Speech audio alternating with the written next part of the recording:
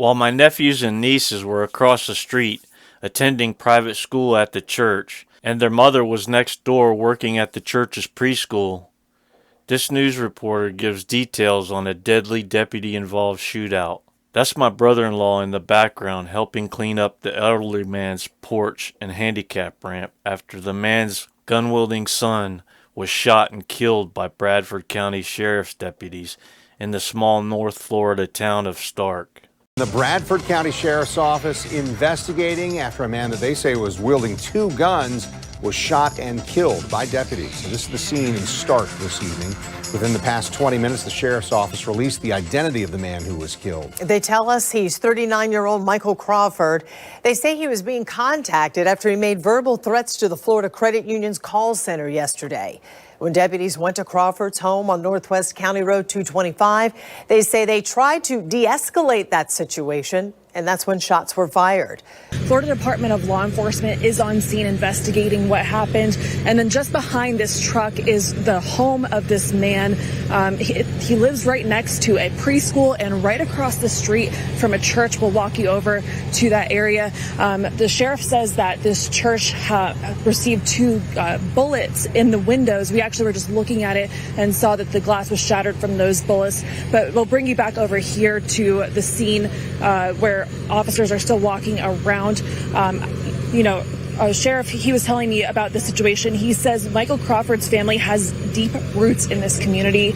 We learned from the sheriff that he was making threats to the credit union in the area, and he went to the credit union with a gun open carry style. He also made a call to their call center in Alachua County. They went to his home earlier this evening and called him out of his home.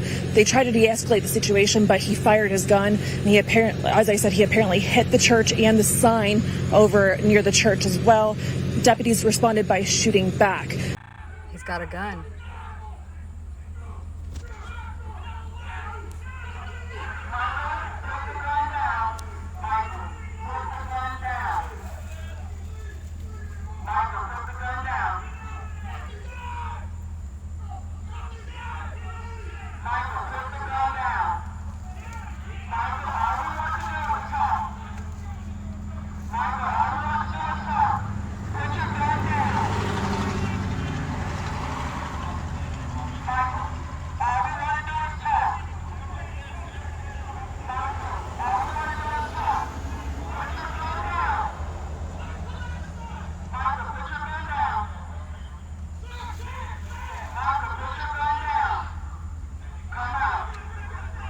Yeah, two guns.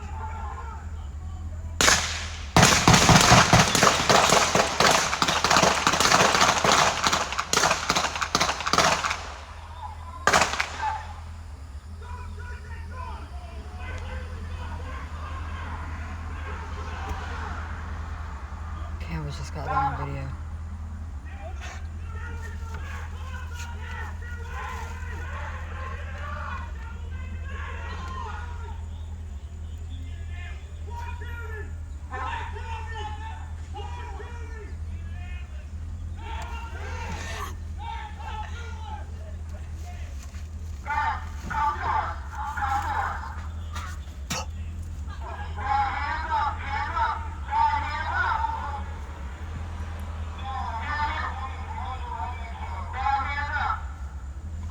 Look at the cop back there.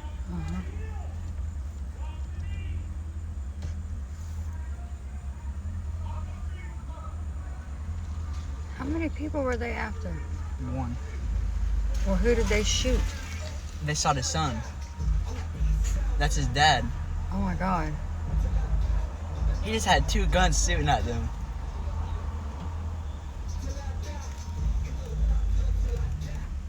I'm gonna need that video.